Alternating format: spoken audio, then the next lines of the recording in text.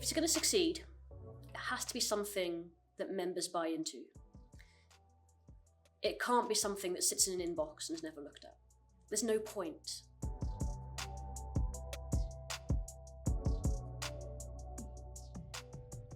One thing I'm very pleased about is the fact that every director was asked to come up with 3 tangible actions that they'd like ACP to work towards over the next 3 to 5 years. And they did. And they came up with a huge range of actions. And what that means is we have some 50, 55 things we can and should be working on. I think the fact that the ACP has an equity, diversity, inclusion strategy is, of course, a great achievement. It's a shame that the profession is in its 6th decade, and this is the first document of its kind that really exists.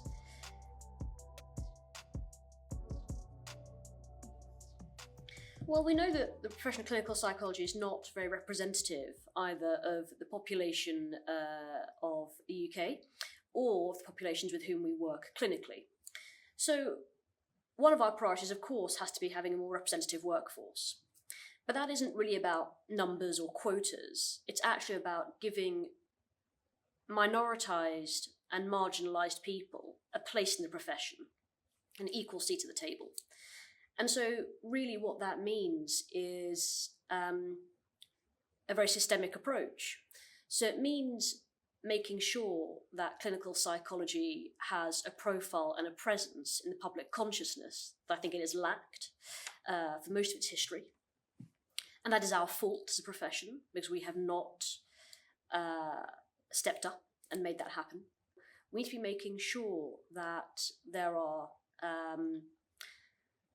that our services are also fit for purpose, so that when we have people who need to use clinical psychology services, actually they're able to find appropriate clinicians, they're not re-traumatized, we don't perpetuate our mistakes of the past. And what's required is not only a systemic approach working with different agencies, it requires us to be able to think about the needs of people who may enter the profession, people who are in the early stages of their career, but all the way through the lifespan.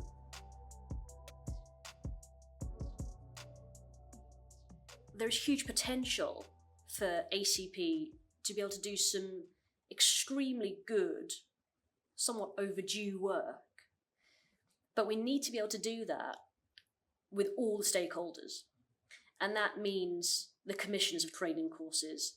That means the commissioners of clinical services. That means doing outreach with schools and having a systematic, organised way of doing that, which is sustainable. And too often in the past, inclusion work has not been sustainable because it hasn't been resourced properly. It hasn't been funded properly. But actually the strategy has been resourced, it has been funded, time has been dedicated to it, which I think bodes well for the future.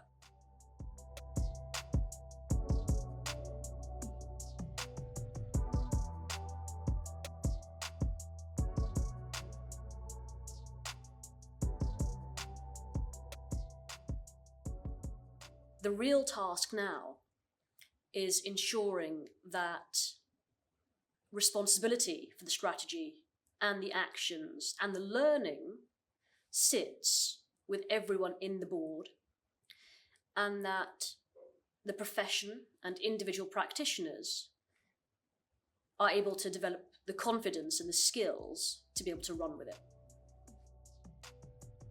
The challenge will be to maintain that momentum so that the actions and the objectives and priorities listed in the strategy come to something.